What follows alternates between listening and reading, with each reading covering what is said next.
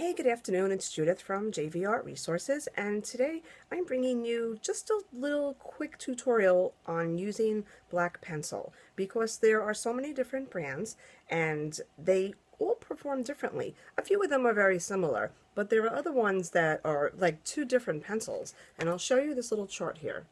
Now, it's got some weird little things on there, but that's because I went ahead and did a video of that.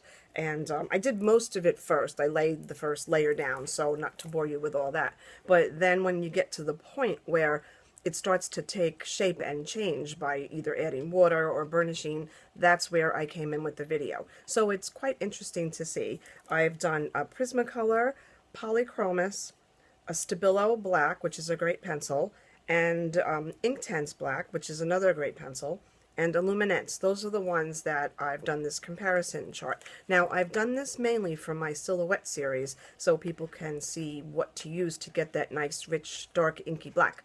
But I decided that it's really good for anybody to see just the differences in all these. So if you want to watch, just continue watching this video, and I'll show you how those things compare from one another.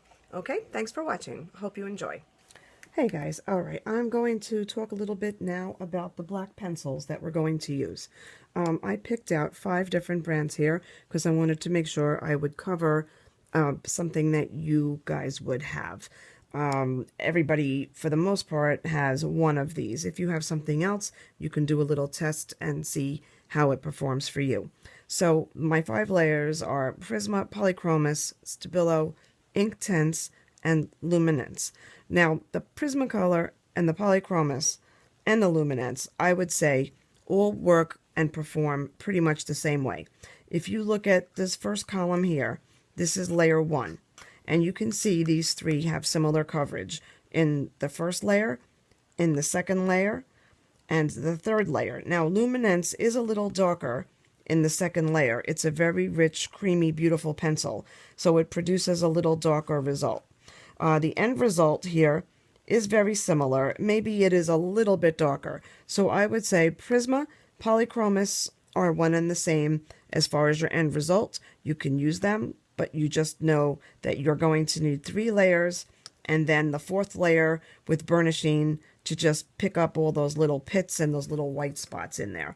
But 3.5 to 4 layers should do it for that nice black. The Luminance, very similar, 3 layers, and then your 4th layer you want to burnish down and get rid of anything that's white. Now we're going to just focus on these 2 right here. The Stabilo pencil is a great pencil. I have that right here. And this is, it says Aquarella Stabilo number 8046. And this writes on all surfaces. It writes on paper, glass, plastic, metal. What's really nice about it, it covers very dark immediately.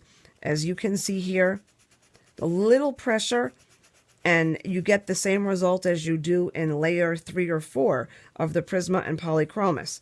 And it's also water soluble. You can use this water pen or a water brush, I should say, or a regular paintbrush. And then once you put the water to it, that will fill in all the little potholes for you there. I always like to do on my silhouettes, even if I'm using this pencil, 1 layer of Prismacolor or Polychromos. Then I'll take my Stabilo pencil and then I'll just go over it one more time. Just like that. And then the water brush will fill in any little white spots. And when that dries, you'll get to see the difference. Both of these will dry to a beautiful inky color. So no need to do more than 1 layer of Stabilo over 1 layer of Prisma or Polychromos, and then you hit it with the water, and then you get this. If you don't hit it with the water, you'll see this result right here. Very inky black, beautiful, dark shade. However, lots of little white pits.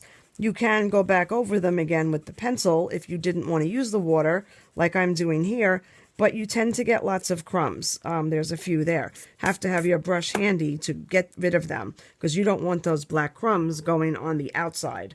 Once you go ahead and you cover your whole silhouette, you're going to cover it with some paper so it doesn't get on anything else. But if you're using the Stabilo and then you wind up using the water brush after it, that will get rid of all the little pits and produce a beautiful inky black, just like this. Now, the next one is Inktense Black. I think it's actually called Ink Black, but the Inktense pencil is the same way, does the same thing, and produces the same beautiful results as the Stabilo. Your first layer is going to be very pitty looking, but your second layer will cover it much better. But you don't even need to do that if you hit it with the water brush immediately. If you could see this, this is one layer, and now you hit it with the brush, let it dry, and then you'll have the same thing as this. So my favorite would be Stabilo or Inktense. Both of those will produce a beautiful shade of black with a lot less work, but you have to use the water. The other pencils are all suitable, but you're going to be adding extra layers and extra time. So it's just a matter of what you have on hand that you want to use, or you can just go ahead and use the Inktense and Stabilo and cut your time in half. So thank you for watching this little tutorial on black pencil, and you can incorporate that however you need in your work, in your project. So let me know if you have any questions. I'll be happy to answer them for you. You can email me at jvart@gmail.com, and see you on the second series of the tutorial. Thanks.